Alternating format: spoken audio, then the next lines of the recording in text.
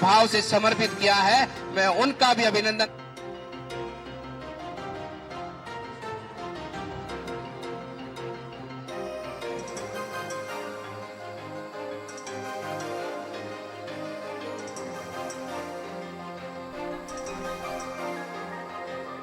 के तपोधाम आश्रम पहुंचे हुए हैं सीएम योगी आदित्यनाथ। आज वहां पर उनका एक कार्यक्रम होना था, जिस कड़ी में आज सीएम योगी आदित्यनाथ सीतापुर पहुंचे हुए हैं, तपोवन धाम आश्रम में पहुंचे हुए हैं। आपसे कुछ देर पहले उन्होंने पूजा अर्चना भी की, वहां पर हवन किया है। अब यहां से कार्यक्रम की शुरुआत हो रही है, तो कार्यक्रम की शुरुआत के पहले पूजन हवन किया गया है। तो ये तपोवन धाम पहुंचे हुए, तपोवन धाम आश्रम पहुंचे हुए हैं सीएम योगी आदित्यनाथ, एक कार्यक्रम के लिए पहुंचे हुए हैं जहां पर आज यूपी में बजट सत्र का आगाज हुआ है। तो वहीं आज वो सीतापुर भी पहुंचे हुए हैं जहां पर एक कार्यक्रम के लिए वो पहुंचे हुए हैं। ये तपोवन धाम आश्रम पहुंचे हुए हैं जहां पर उन्होंने पूजा अर्चना की, हवन किया। उसके बाद अब कार्यक्रम का आगाज किया जाएगा। तो अब आप सीएम योगी आदित्यनाथ को सुनेंगे।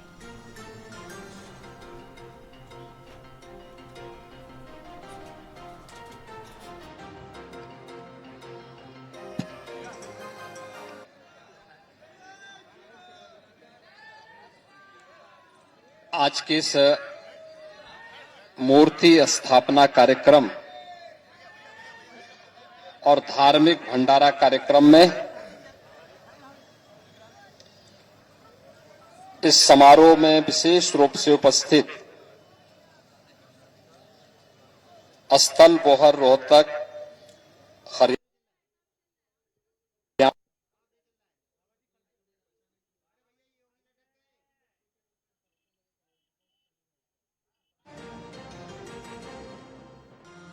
बालकनाथ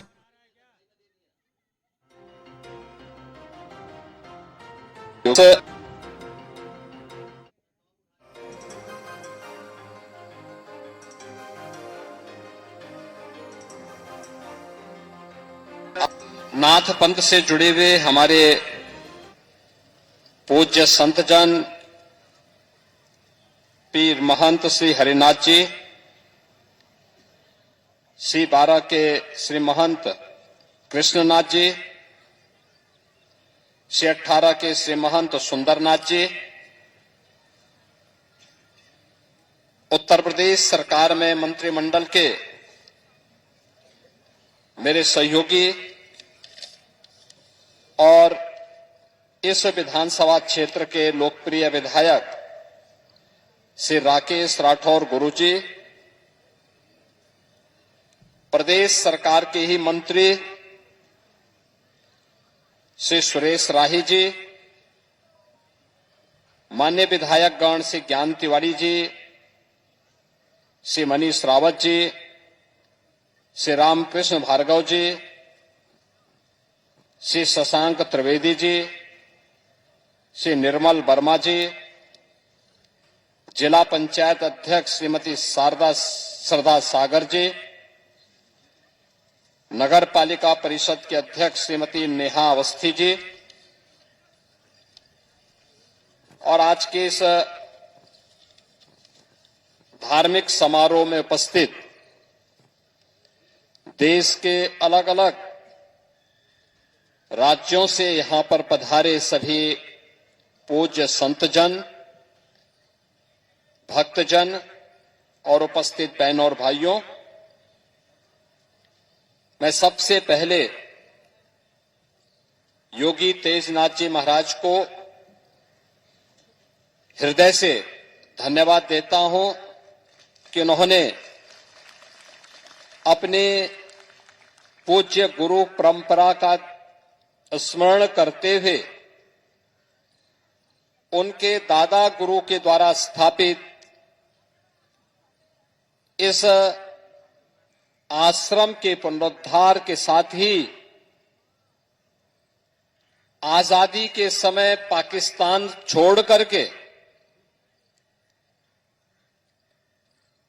इस देश में अपनी साधना को पुख्ता करने के लिए योगीराज गिरधारी नाथ जी महाराज ने इस सीतापुर जनपद में अपनी जो साधना की थी, उनकी साधना गुफा को एक भव्य स्वरूप देकर के आज उसके लोकार्पण कार्यक्रम के साथ हमें जोड़ने का अवसर प्राप्त उन्होंने अवसर दिया है। मैं इसके लिए उनका हृदय से अभिनंदन करते हुए उनको बधाई देता हूं और उनके सभी भक्तों को भी इस अवसर पर हृदय से मैं बधाई देता हूं।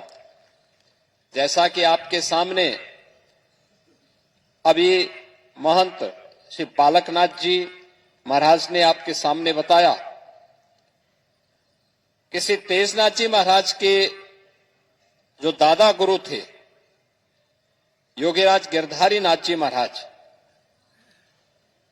वे वर्तमान में पाकिस्तान में स्थित हिंगलाज देवी के पावन धाम से कुरुक्षेत्र होते हुए सीतापुर की धरा पर आए थे और इसी स्थान पर उन्होंने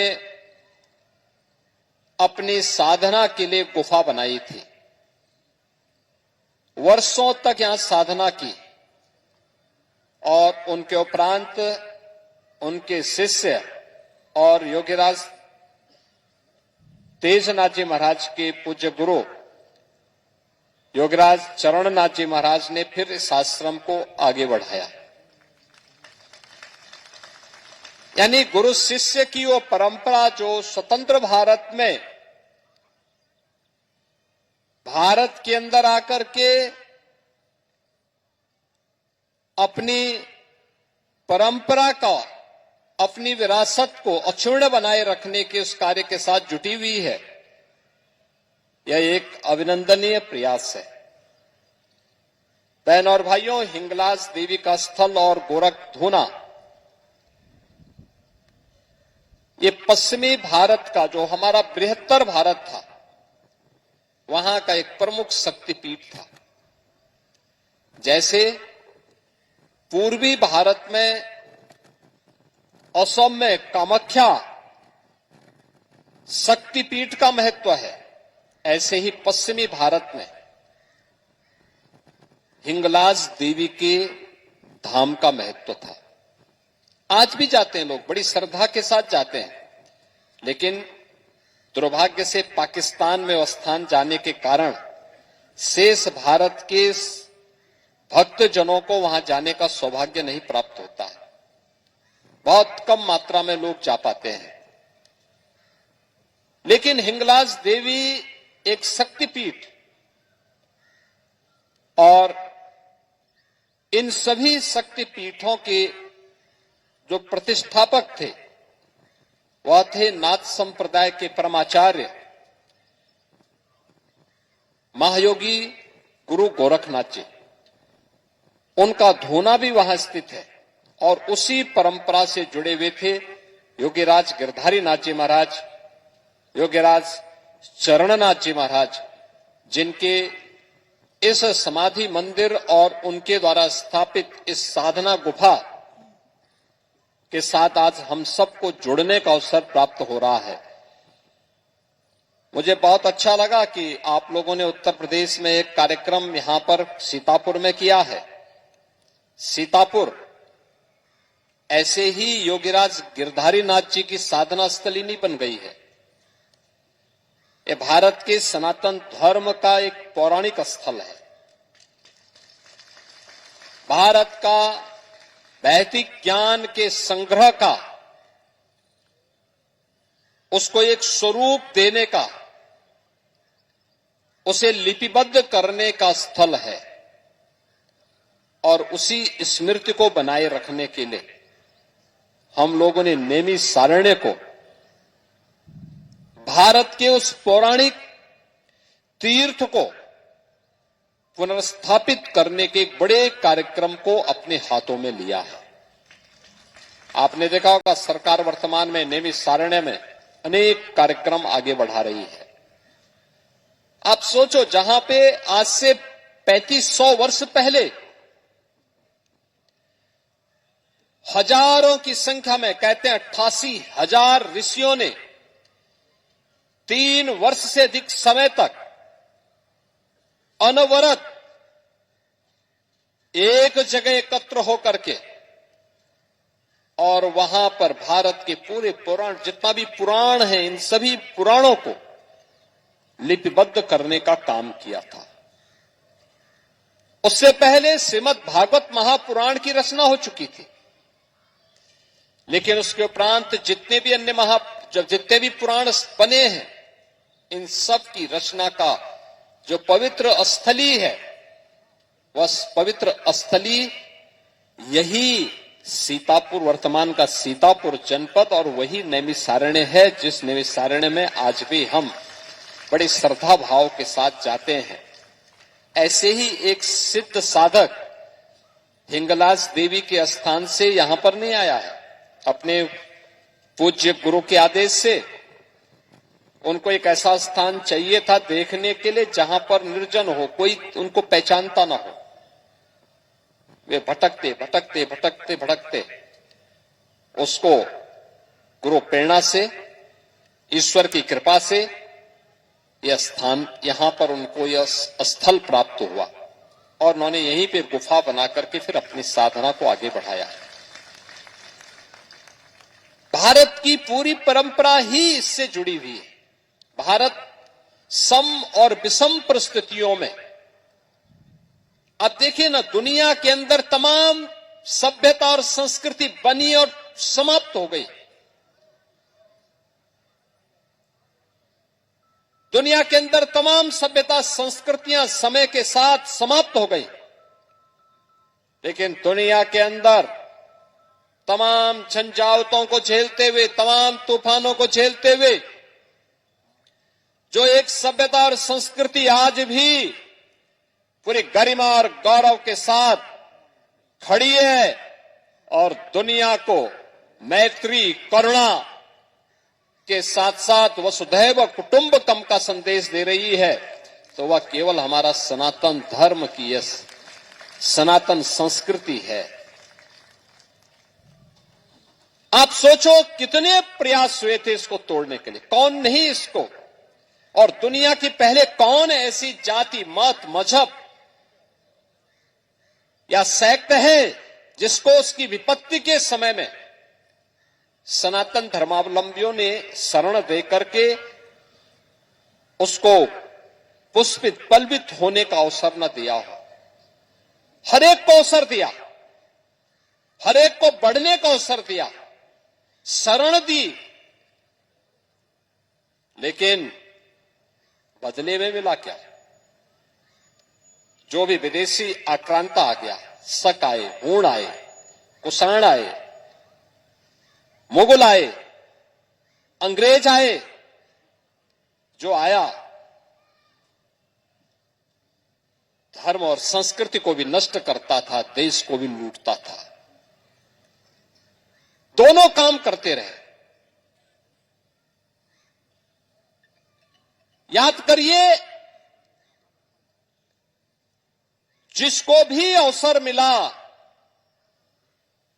अकेले दुनिया के अंदर सनातन धर्मावलंबी हैं, जिनके पास बल भी था, बुद्धि भी थी, वैभव भी था, लेकिन उन्होंने कभी भी इसका दुरुपयोग नहीं किया।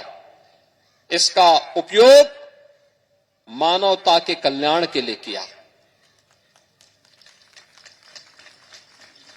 सनातन धर्मावलंबी ही इस बात की घोषणा भी करता है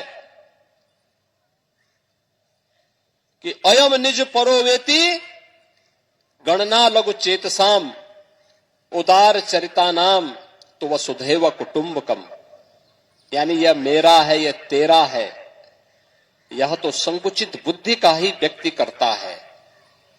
उदार चरित्र वाले लोगों के लिए तो पूरी दुनिया ही एक परिवार है, एक कुटुंब है, और यह कुटुंब का यह भाव, वसुधैव कुटुंबकम का यह भाव, यह सनातन धर्मावलंबियों के संकल्प का ही नहीं, उनके जीवन का व्रत है। हर एक अपने जीवन में रखता है। और मनुष्य तो क्या, हमने तो चराचर जगत के कल्याण की बात की है। आप देखिए ना सनातन धर्मावलंबी की उदारता, आप देखिए, हमारे यहां कहते हैं पहला ग्रास गौ माता का और अंतिम ग्रास जो होता है ना, वह कुत्ते का। यानी गाय को भी हमने अपने हिस्से का दिया है और कुत्ते को भी एक हिस्सा उसमें प्रदान किया है। यह है समदृष्टि।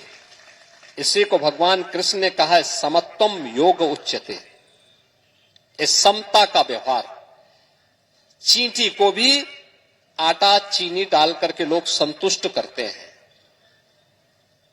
कितना भी जहरीला सांप हो, नाग पंचमी को उसको भी लोग दूध बतासा चढ़ा देते हैं।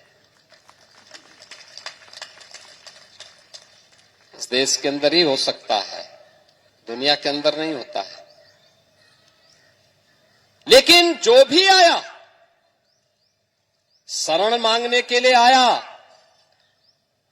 तो शरण मिली। लेकिन यहां बहुत सारे लोगों ने शरण तो ली, लेकिन कुछ लोगों ने शरणार्थी के धर्म का निर्वहन नहीं किया। यहां आकर के हाथ की उंगली पकड़ करके बाद में गला दबाने का काम भी उन्होंने करने का प्रयास किया।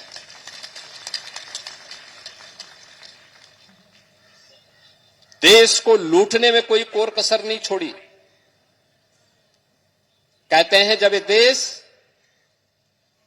स्वर्णयुग कहा जाता है देश का,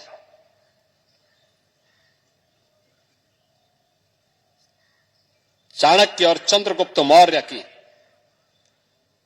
का जो शासन था, याद करिए वो देश का स्वर्ण युग है।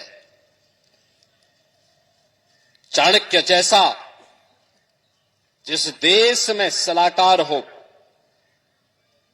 वह देश कभी विफल नहीं हो सकता। उनकी बुद्धिमता, उनकी सूझबूझ, उनका अर्थतंत्र, हर भारतीय को कृतज्ञता ज्ञापित करनी चाहिए। चाणक्य जैसा गुरु मिले, देश को सन्मार्ग पर लेकर के चले, समाज को एक नई दृष्टि दे,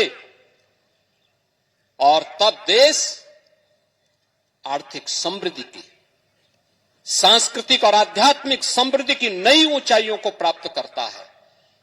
और उस समय कहते हैं भारत का दुनिया के अर्थतंत्र पर 45 से 46% हिस्सा भारत के पास था। यानी भारत दुनिया की सबसे बड़ी आर्थिक ताकत तो थी ही,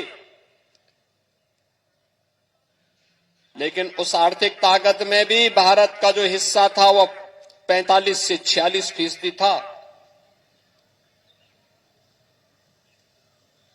हमले जब होते हुए गए, जब टूट फूट शुरू हुई, हम आपस में बंटते गए, मत और मत के आधार पर, संप्रदाय के आधार पर, जाति के आधार पर, क्षेत्र के आधार पर, भाषा के आधार पर। कहां कहां तक ये चलेगा? ये हमले भी बढ़ते गए, लूटपाट भी बढ़ती गई, लगातार ये चलता रहा। कहते हैं आज से 400 वर्ष पहले तक दुनिया की अर्थव्यवस्था में भारत की हिस्सेदारी सर्वाधिक तब भी थी। नंबर 1 पर भारत था, नंबर 2 पर चीन था। चीन तेजी के साथ आगे बढ़ रहा था। उस समय भारत को उस प्रकार का नेतृत्व नहीं मिल पाया था जो अपनी समृद्धि को और तीव्र कर सके। करता भी कैसे? जो देश अपनी सांस्कृतिक मूल्यों से, अपने आध्यात्मिक मूल्यों से च्युत हो जाता है, अपने महापुरुषों पर गौरव की अनुभूति नहीं करता, अपने मूल्यों और आदर्शों से विरत हो जाता है, उसका वर्तमान भी सुरक्षित नहीं होता और उसका कोई भविष्य भी नहीं होता है। और यही सब कुछ हमारे साथ भी हो रहा था। चीन बढ़ रहा था, लेकिन भारत को उस दिशा में आगे बढ़ाना है, इसके लिए जो कोई प्रयास होना चाहिए था, नहीं हो पाया उस कालखंड में। परिणाम क्या था? धीरे धीरे करके भारत धीरे धीरे करके कमजोर होता गया। मुगलों ने तो लूटा ही था, अंग्रेजों ने भारत की आश्रम पद्धति पर प्रहार किया। उन्होंने यहां के किसानों को, जो उत्पादक था, उसको कर्जदाता बना दिया। हमारा हस्तशिल्पी कारीगर बेरोजगार हो गया। देश दिग्भ्रम की स्थिति में पड़ गया। परिणाम क्या था? हमारे सामने असमंजस की स्थिति थी। एक ऐसा चौराहे पर हम खड़े थे जहां पर हर व्यक्ति किम कर्तव्य विमूढ़ किसी स्थिति में था। और परिणाम क्या था? जब ये देश 1947 में आजाद होता है, तब दुनिया की अर्थव्यवस्था में भारत की हिस्सेदारी मात्र 2% रह गई थी। 46% से घटते मात्र 2000 वर्ष में भारत 2% पे सीमित रह गया। आपने पिछले 11 वर्षों में भारत की प्रगति को देखा है। जब भारत को भारत के विकास की ऊंचाइयों पर पहुंचाने का कार्य होता है, भारत की सभ्यता और संस्कृति के साथ ही समृद्धि की चिंता भी जब साथ साथ चलती है, तो परिणाम भी आते हैं। परिणाम भी आते हुए दिखाई देते हैं। पिछले 11 वर्ष में प्रधानमंत्री मोदी जी के नेतृत्व में हमने एक बदलते हुए भारत को देखा है। ये बदलता हुआ भारत किस रूप में अपनी यात्रा को आगे बढ़ा रहा है, याद करिए। अब भारत दुनिया के अंदर तीसरी बड़ी अर्थव्यवस्था फिर से बनने जा रही है। यानी अब भारत से बड़े केवल 2 देश रह जाएंगे, एक अमेरिका और दूसरा चीन। बाकी अर्थव्यवस्था में सभी देश भारत से पीछे होंगे। भारत आज जो तीव्र गति से आगे बढ़ रहा है, इस तीव्र गति से बढ़ने का कारण भारत ने अपने मूल्यों को पहचाना है। भारत ने अपने आदर्शों को पहचाना है।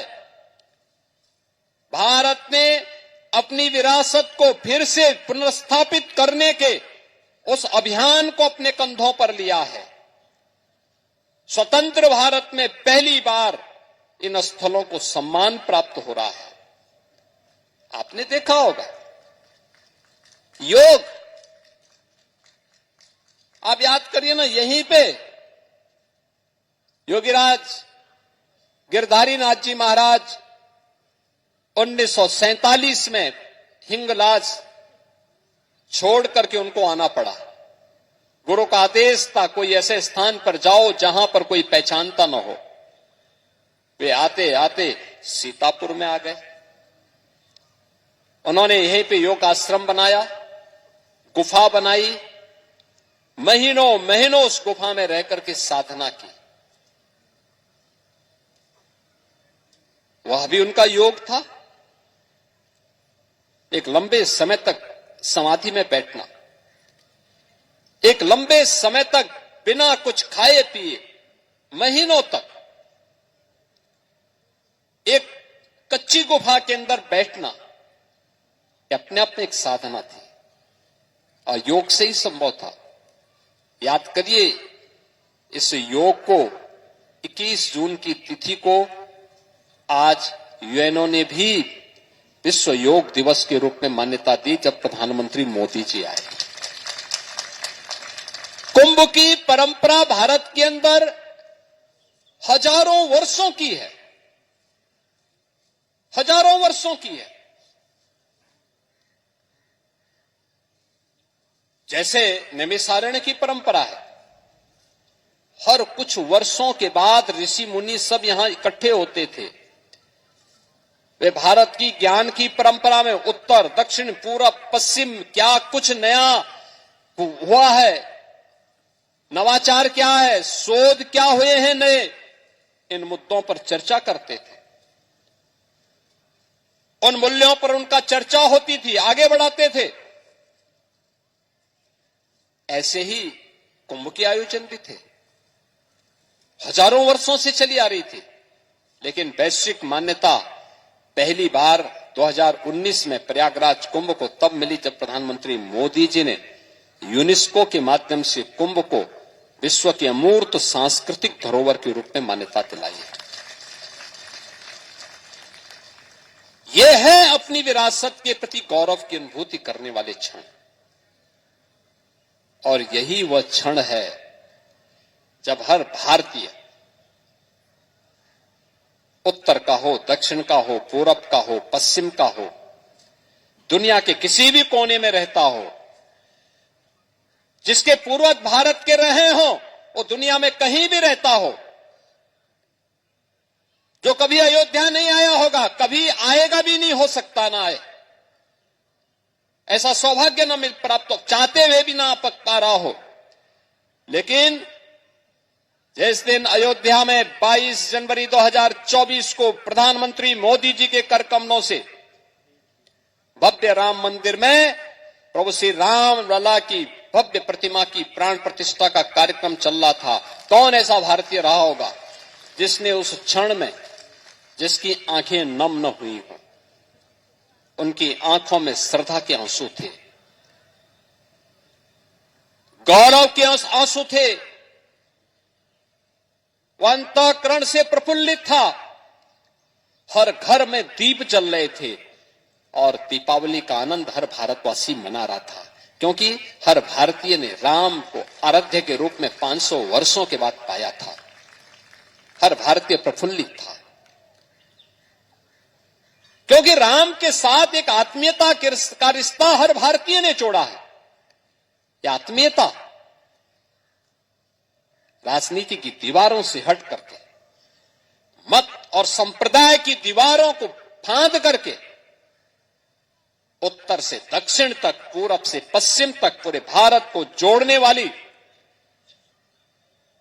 उन अवतारी महापुरुषों की इस गाथा को आत्मसात करने वाला क्षण था, जिसे हम राम के रूप में, कृष्ण के रूप में, शिव शंकर के रूप में मान करके, जिन्हें अपने जीवन का हम लोगों ने मंत्र मान लिया। हर भारतीय सोते जागते, उठते बैठते, सुख में दुख में कोई एक नाम उनके साथ जाता है और राम का नाम जाता है, राम का नाम होता है। किसी भी पंथ का हो, किसी भी संप्रदाय का हो, उसके सामने कोई दुविधा नहीं, कोई दुविधा नहीं, क्योंकि जो भारत के गौरव का क्षण होगा वह हर भारत के पंथ और संप्रदाय के गौरव का भी क्षण होगा। उसने अपने आप को इससे अलग नहीं किया है, क्योंकि हर भारतीय इस बात को मानता है, हमारी उपासना विधि कुछ हो सकती है, दर्शन कुछ हो सकता है, लेकिन अंततः हम सनातन धर्म के अनुयायी हैं और हमारे लिए राष्ट्र प्रथम है, यह देश और धर्म हमारे लिए प्रथम है, और इस भाव के साथ वो कार्य करता है। अयोध्या में राम मंदिर की प्राण प्रतिष्ठा और भव्य राम मंदिर का निर्माण उसी गौरव की पुनर्स्थापना का क्षण हम सबके सामने प्रस्तुत करता है। यही कार्य काशी में काशी विश्वनाथ धाम के रूप में हम सबके सामने हुआ। आप विंध्यवासिनी धाम में जाएंगे, पहले वहां 10 श्रद्धालु एक साथ दर्शन नहीं कर पाते थे, बहुत कंजेशन था, बहुत कम लोग जा पाते थे। आज देखिए कितना बड़ा मां विंध्यवासिनी का धाम, कितना भव्य और कितना बड़ा बन गया है। एक साथ हजारों श्रद्धालु जाकर के दर्शन कर सकते हैं। अब कहीं कोई समस्या नहीं। आप सोचो ना, आप सोचो, अयोध्या में राम मंदिर बन गया, काशी में काशी विश्वनाथ धाम बन गया, विंध्यवासिनी धाम भव्य स्वरूप ले लिया, मथुरा, वृंदावन और ब्रजभूमि में हमारा कार्य चल रहा है, नियमित सारण्य में हम कार्य कर रहे हैं। लेकिन देश जैसे स्वतंत्र हुआ, योगीराज गिरधारी नाथ जी महाराज को हिंगलाज देवी के पावन धाम को छोड़ करके सीतापुर आना पड़ा। क्यों? बहनों और भाइयों, वही है, याद रखना, सनातन कमजोर होगा तो देश कमजोर होगा, देश कमजोर होगा तो सनातन के सामने अस्तित्व का संकट खड़ा होगा। जाति, क्षेत्र और भाषा उसके सामने कोई मायने नहीं रखेगी। और इसलिए इस बात को ध्यान में रखना, इस बात को ध्यान में रखना कि जो बांटने वाले लोग हैं ना, जाति के नाम पर, क्षेत्र के नाम पर, भाषा के नाम पर, इन लोगों से सावधान रहना। याद करिए ना, बांग्लादेश के मुद्दे पर ये सब मौन है। बांग्लादेश में जो मारे जा रहे हैं हिंदू, हर दिन आप सुनते होंगे, एक हिंदू जला दिया गया, एक हिंदू के घर में आग लगा करके मार दिया गया, राह चलते हुए एक हिंदू को जला दिया गया। प्रतिदिन समाचार आ रहे हैं बांग्लादेश से। ये सब मौन है। ये मरने वाला हिंदू कौन है? ये सब दलित हिंदू है। ये दलित हिंदू है। कोई नहीं बोल रहा है। केवल कुछ हिंदू संगठनों को छोड़ दिया जाए और धर्माचार्यों को छोड़ दिया जाए, लगता है सबका मुंह बंद हो गया है, क्योंकि मरने वाला हिंदू है। कोई नहीं बोलेगा, उसके लिए कोई मानवाधिकार नहीं है, उसके लिए कोई दुनिया का संगठन वकालत करने वाला नहीं है। और मैं यही आपसे कहूंगा, इन नेताओं के बहकावे में आने की आवश्यकता नहीं, बढ़ने की आवश्यकता नहीं। ये जो जाति के नाम पर बांटना चाहते हैं ना, आपको तमाम प्रकार के वादों में बांटना चाहते हैं, इस बहकावे भूल से भी मत आना, क्योंकि देश का दुश्मन आंखें लगाए बैठा है। आप बंट गए तो फिर कटने के रास्ते भी खोल जाएंगे। उसको कभी मत होने देना। देश अच्छी दिशा में आगे बढ़ रहा है, देश आगे बढ़ेगा। मोदी जी के नेतृत्व में भारत ने एक लंबी यात्रा तय कर ली है और भारत एक लंबी यात्रा के लिए अपने आप को तैयार कर रहा है, एक बड़ी यात्रा के लिए तैयार कर रहा है। भारत दुनिया की एक बड़ी ताकत बनेगा। कोई दुनिया की ताकत अब भारत को रोक नहीं सकता है। लेकिन हम भारतीयों का भी दायित्व बनता है कि हम भी उस यात्रा में सहभागी बने, हम भी मिलकर के कार्य करें, उस यात्रा को एक साथ आगे बढ़ाने में योगदान दें। अगर हम कर पाएंगे, परिणाम वर्तमान के लिए भी और भावी पीढ़ी के लिए भी बेहतर होगा। याद करना, भविष्य उसी का हुआ है जो वर्तमान में सजग रहता है, जिसने भूतकाल की गलतियों का परिमार्जन कर दिया है, उसी का भविष्य भी उज्जवल होता है। भूतकाल में हम गुलाम हुए थे इसलिए क्योंकि बटे थे, हम अपमानित हुए थे इसलिए क्योंकि बटे थे। भूतकाल में हम कटे थे इसलिए क्योंकि हम बटे थे। अब बंटना नहीं है, एकजुट होकर के फिर से भारत को परम वैभव की ओर ले जाने के इस प्रवर्तमान अभियान का हिस्सा बनना है। और योगीराज गिरधारी नाथ जी महाराज की जो गाथा है, योग साधना का तो है ही, उनकी व्यक्तिगत त्रासदी का भी है। वह व्यक्तिगत त्रासदी इसी बात का है कि उनको अपने गुरु स्थान को छोड़ करके आना पड़ा था हिंगलाज देवी से यहां सीतापुर में। पहले वे कुरुक्षेत्र आए, कुरुक्षेत्र से फिर उनको यहां आना पड़ा था। यह पवित्र धाम है। पाकिस्तान में क्या हालत होंगे, पेशावर में, हिंगलाज देवी में क्या स्थितियां होंगी वहां, ये हम सबको सोचना पड़ेगा। आज आपका सीतापुर जनपद विकास की एक नई बुलंदियों को छू करके आगे बढ़ रहा है। विकास की इन बुलंदियों को आगे बढ़ाने की आवश्यकता है। विरासत और विकास की इस प्रक्रिया को आगे बढ़ाने की आवश्यकता है। और आपने तो